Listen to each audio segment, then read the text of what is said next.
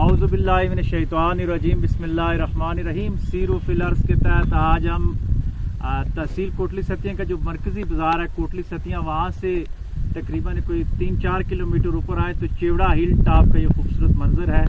तो ये दिखाते हैं आपको बहुत ही ऊंचाई पे, और इस टाइम बादल छाए हुए हैं इंतहाई खूबसूरत। नीचे ये कुड़ियाना कलां का गाँव आता है, इस साइड पे ये 60 हनवाली के कुछ गांव है, वो सामने मलोट सतिया के गांव आते हैं, और बिल्कुल सामने का इलाका जिधर घने बादल हैं ये सारा इलाका कश्मीर का है। और दरमियान से दरिया झेलम बह रहा है। उधर से अगर कैमरा करके आप दरिया झेलम थोड़ा सा इनको दिखा सकते हैं, अगर नजर आए तो ये खूबसूरत व्यू है।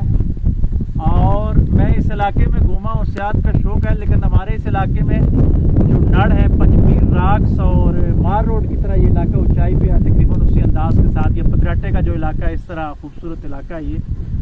लेकिन थोड़ी सी मुझे आके यहाँ पे एक मायूसी हुई है, वो ये कि इधर दिखाएं ये